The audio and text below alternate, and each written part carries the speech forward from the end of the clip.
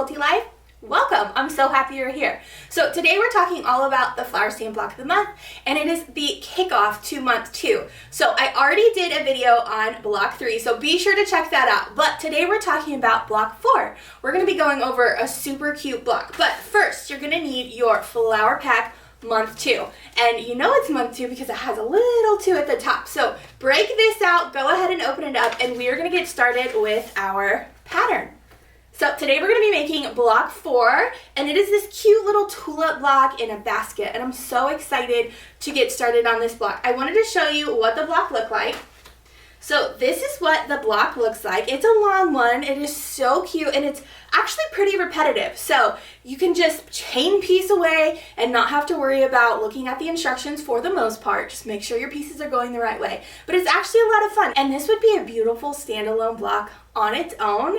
Maybe add some extra borders to it, make it a couch pillow. I love long rectangle pillows, so I think this would make a great block. This would also be a great block just for a wall hanging for the spring and summer, or as a mini quilt on your wall in your sewing studio. But first, I wanted to show you where it was in the quilt because now we're on a new row. Okay, so here is the Flower Stand quilt. Oh, it's so beautiful. So we're making block 4. So block 4 is right here on the second row. There we go. So this is where block 4 is, right here on the second row, and all those cute little tulips right here. So adorable. I hope you are having so much fun making this quilt. It's gonna come together so beautifully, and at the end you'll be like, how did I do this? How did I make this gorgeous quilt? So I wanted to go ahead and start diving into the block. So I'm gonna go in my top camera and I'll meet you there. Okay, I wanted to start off by showing you the block we're making today, which is block 4 of month 2. I know I just showed it in the last tutorial, but I wanted to show it again because it's so cute. Today we are making the tulip block. So the tulip in a basket. I think it is so adorable. Now this block goes together super quickly, which I love because there's a lot of repeating units. It's a lot of the same tulip pieces, so you can chain piece, and then a lot of the same. You just have to pay attention to which way the leaf is going, and like I said, a lot of chain piecing. So I'm ready to get started on this cute little block 4 with the tulip block. Okay, I'm gonna move the quilt. Okay, so I've already went ahead and cut out all my pieces, but you will need your flower pack too. So your wonderful envelope, flower pack 2, and you need your pattern for month 2. Now for this one, this block, we are going to page, let me see, I think it's 4.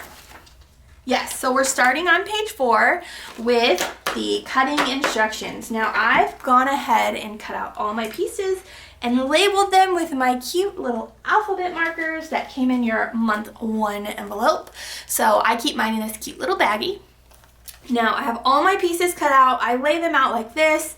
I laid out all my K's, my L's, my M, and my N's together, and so it's just easy. I can chain piece when I get going. So this is what it looks like on my design board. It's just foam core board with batting on it. So now we're gonna go ahead and move to step 1 and get started. So for step 1, you're just drawing a diagonal line on the back of all of your, essentially your squares that I specify in step 1. So fabric F, H, and J squares. Now I know you can skip this, but I say this in every one of my tutorials. I don't actually draw a diagonal line anymore. I use diagonal seam tape. I should just totally pre-record this part because I say it all the time. This is by Cluck Cluck Sew. I put it on my sewing machine and I no longer have to draw that line, but I want, if you're new, I want you to see what that looks like if I did draw a line. So I like to use a Frixon Marker. Frixon Marker, I think that's Frixon erasable fine line marker. Now this is not for quilting, but a lot of us quilters, we pick up supplies that we love and we like to use. So all you're gonna do, oh my gosh, my ruler is upside down, is from the diagonal, all you're gonna do is draw a diagonal from corner to corner, a diagonal line on all your fabric F, H, and J pieces. Again, I'm not gonna spend that time to do it. This is such a lifesaver, so I'm going to use that on my machine. But if you do not have that and you enjoy drawing that diagonal line, please start step 1 by drawing your diagonal line. Okay, for step 2, we are gonna be making our K1 units, and then for step 3, we're gonna be making our K2 units. So I'm just gonna show you what that looks like. So we're taking our fabric K. Right here is K. So you're gonna have one that's gonna be on this side, so this is your K1, and the one that's gonna be on your right side, that is K2. So step 2, step 3. What we need is our fabric J and H squares. So J, so we need 2 fabric J and 2 fabric H's. And what we're gonna do here is we're gonna do exactly what the diagram says. So for K1 in step 2, we are placing our J square at the top right and our fabric H square on the bottom left. We're going to do the opposite in step 3. We are going to be putting our fabric J square in top left and fabric H square in bottom right. Now you are going to assemble on your diagonal lines that you should have drawn, or use your diagonal seam tape or whatever else method you use to do that step. You're going to make all of them. So all of your K's, you're going to go ahead, all of your K's, and make that. But just be sure you do one this way and one opposite. So K1 in step 2, K2 in step 3. So I'm gonna go ahead and do that, and I will be right back. Okay, I just got done assembling all of my pieces together using the chain piecing method. But before I pressed and cut that piece off, I wanted to show you that you want to make sure that you are pressing, especially these two, in opposite directions. So I want to show you for step 2. Let's just pull this one out. For step 2, you are going to be pressing towards fabric K for this top piece here, and you're going to be pressing towards fabric H on this bottom piece. Now, after you do that, for step 3, you're going to just be pressing out for both of them. That is so when you assemble these pieces together, those nest perfectly. So I'm going to go ahead and press and trim up these units a little bit, and I will be right back. Okay, I just finished with step 2 and 3, and now we are going to move on to the next page, page 5, starting with step 4. Okay, so here are my pieces. I'm going to go ahead and put them in the correct order here, because some are, I think these all go this way. And these all go this way. And for step 4, what we're going to do is we are just going to nest our K units right here and assemble along this edge and then press open. So I'm going to go ahead and do that. Just make sure that you are nested good so that they line up great. And then we're going to move on to step 5. Okay, I just finished up with step 4, and here are our flower units. You should have 5 of them in all different fabrics. So here's what mine look like. So now we're going to move on to step 5. So step 5 gets a little large here with all of these, with all your L's, and you need all your L's and the rest of fabric J. So what we're going to do is lay out this according to the instructions. So we are going to have one here, one there. We're going to have 2 here, so just lay those out like that. One here, and this is directional fabric, so just be sure that you are going the right way. And one here. So what we have here is our LLs. So this is L, so this will be our left L's and our right L, so RL. And essentially what we're doing is we are just doing them opposite. So this one will have its fabric J squares that way, and this one will have its fabric J squares this way. And you just want to make sure they're going the right way, because this is how the leaves will be in the pattern. So I'm going to go ahead and assemble all of my LL units and all of my RL units. So left L unit, right L unit. And then we're going to be moving on to step 6. Okay, I just finished with step 5. So I'm going to lay these back out so I don't get confused here. Lay them out exactly how the pattern shows you. Now you might have thought, Heather, these are all squares, so why does it matter which way I'm sewing them? Well, I have you assembling them this way because there is directional fabric in this block, this one right here. Now if you don't care what that looks like, then you can just totally ignore what I'm saying. But in the pattern, there are other blocks that have directional fabric and or are not square. And I want you to get accustomed to making them like this so that you don't go on to the next block thinking you can just assemble them all the same way. Then you try to assemble them into the block and they don't work. So just get used to laying them out like this, and then you know that you have everything and that you're laid out correctly. So this is what it should look like. Under this step it says make 2, so I just put that one next to each other. So we're gonna move on to step 6 and step 7. I'm gonna combine some steps here. So I'm gonna get another design board so that I can stay perfectly organized here.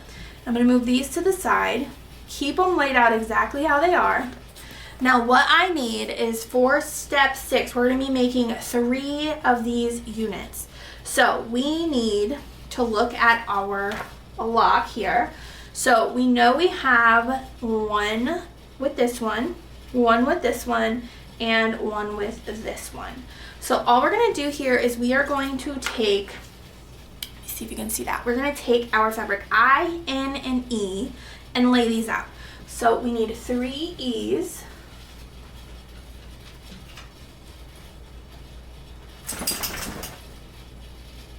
And that's my dog that you hear in here. We're gonna need our fabric N. So these are the smaller stems. And then 3 fabric I's. Just go right above here. And we're gonna make 3 of these. So what we're gonna do first is we're gonna assemble using the arrows in the pattern with the numbers. We're gonna assemble these. So fabric I to our RL unit. Then we're going to assemble our stem, so our N to that, and then our E to that. So that's for step 6. I'm gonna do that, but I'm also gonna go ahead and do step 7. So for step 7, you should have 2 of the same leaves here. Lay them out. We need 2 fabric I, 2 fabric E, and then our M. So here, that's what that looks like right here. It's probably hard to see on this board. I hope I don't confuse you. So here's E. So we need 2 E, and then 2 I. So our I's go there and there. And what we're gonna do first is we are going to assemble our fabric E to our fabric RL unit. Then after that, we're gonna assemble our fabric I unit to that. We're then gonna assemble fabric I to this LL unit, and then fabric E to that. And then we're gonna assemble them both to the stem unit. So I'm gonna go ahead and completely do that, and I will be right back. Okay, I just finished with step 6 and step 7, so here is what I have. Let's see, here is my step 6. So cute, I love these. I love little stems and little flowers with little pieces. They're so cute. Okay, here's what I have for step 6 and step 7. Now, for step 7, you do want to make sure that these pieces, these seams right here align, or else it'll be really noticeable that they don't. So here's what it looks like with those 2 aligning right there. Okay, so now we're going to move on to step 8. Now for step 8, we just need our small stems and 3 of our tulips, our flower units. So you're going to want to look at the pattern to see which flower unit goes with which one for these small ones. So I'm going to go ahead and arrange them in order. So we've got this one goes with this one. We've got this peach goes in the middle with that one, and this pink goes on the left side with that one. What we're going to do is we are going to assemble these, but with fabric B. So fabric B is at the top. So what we're going to do first is assemble our stem to our flower unit, and then assemble our fabric B to the top. Now you will want to make sure that your seam, the middle of your flower unit seam, is in the middle of your stem here. So just be cautious of that when sewing that together. But I'm going to go ahead and do that. And I'm going to go ahead and lay out step 9 so I can go ahead and assemble those at the same time. So for step 9, you just need your big stem unit, so these 2, and you need your leftover flower units. Now it looks like this one goes there, and this green one goes here, and this yellow one goes here. So just make sure that you have them correctly placed, and I'm gonna go ahead and assemble those, and then we'll move on to step 10. Okay, I just finished up with step 8. So here are my small tulip units for step 8. Right here, pull those down. That's what those look like. And then here are the big tulip units from step 9. Okay, so now we're gonna go ahead and set these aside. And we're going to move on to step 10. Okay, so we're moving on to step 10, and for step 10, we need our 2 fabric P and the fabric F squares. Now, what we're gonna do here is we are gonna go ahead, it's like a 2 steps in 1 step. We're gonna assemble our fabric F squares on our fabric P. Do the top right first. After you press towards fabric P, you're then going to assemble the other square here. Now you don't want to assemble them at the same time because then you'll sew into one of your P squares. So I'm going to go ahead and do that, and I will be right back. Okay, I just finished with step 10. So here is step 10. Now we're going to move on to step 11, and we need fabric A and fabric C. Now this is very important that you have them going the right way. So go ahead and look at your instructions. We're placing A, and then the unit will go like this, and then C. Now for this one, we need to turn our unit like that because the basket handle should go out like that. So I'm going to go ahead and assemble A and C to our unit, and then we are going to start assembling our block and getting it finished. Okay, here I have my LA unit and my RA, so left A and right A. So now we're gonna move on to step 12, and we're essentially putting the tulip blocks together and then that bottom basket block. So what we need is we need to make sure that we are in order here. So for step 12, we're gonna lay out our blocks just like this. And let's see. So this is what our blocks should look like. Now, there are places that do need to nest properly. So we do have one place that needs to nest correctly as we are assembling this part. We need to make sure that all of these line up perfectly. Now, once we do that, we're pressing everything open. We are then going to assemble our fabric O to the bottom.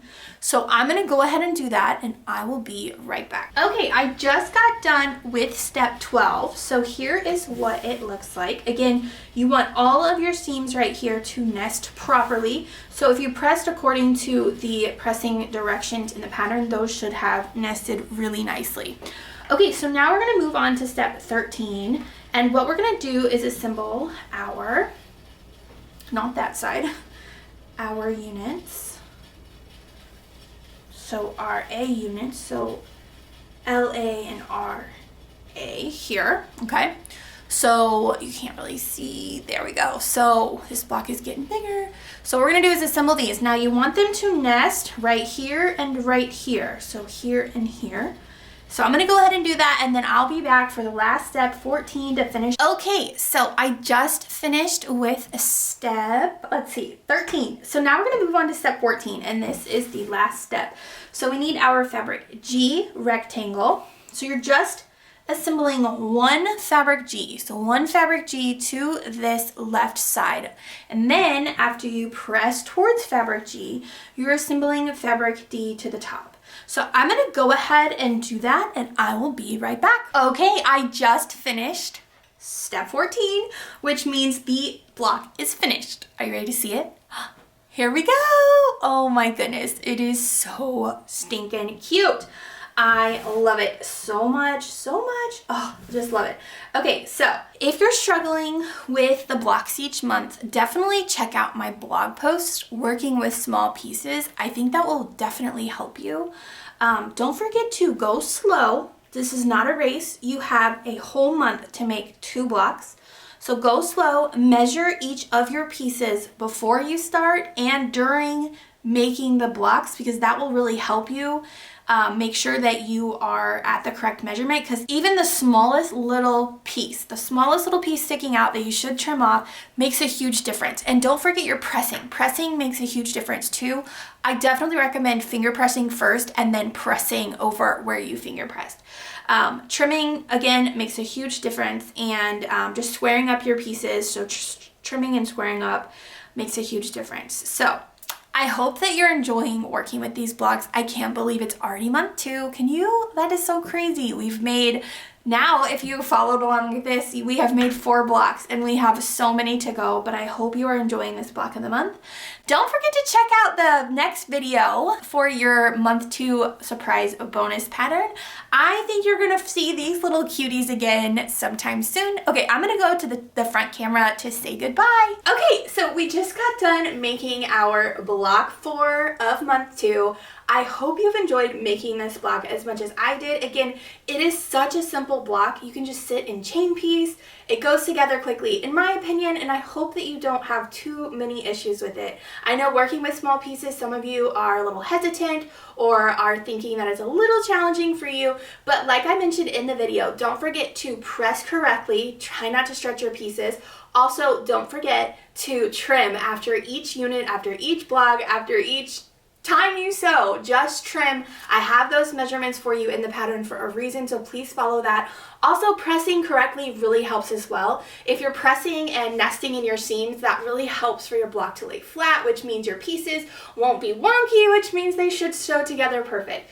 Also, don't forget, maybe change your stitch length. Change your stitch length to a smaller size or a shorter size.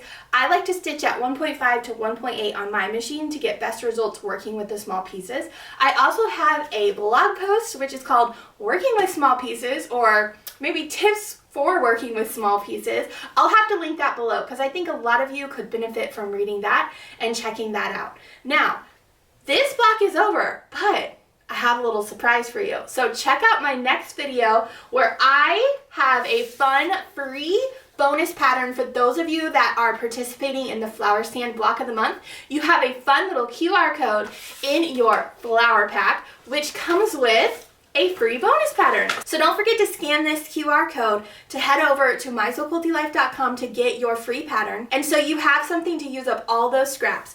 I can't wait for you to check out my next video where I start talking about this adorable pattern. Now, don't forget to like, share, and subscribe to this video. Also, don't forget to post your progress. Don't forget to use our special hashtag for this block of the month, hashtag Flower Stand BOM on social media, and don't forget to tag me. Also, feel free to join our private Facebook group. It's called My So Quilty Life Quilty Community, and share your progress there so we can all give you lots of love. You can post tips that you've had for everybody else. You could post your questions if you're struggling with anything, or if you want to know fabric placement if you're not using Flower Girl. Just please feel free to join that group and join in on all the fun that we're having over there. Okay, so I will see you in the next video for the Flower Stand block of the month, month 2 bonus pattern. Bye guys!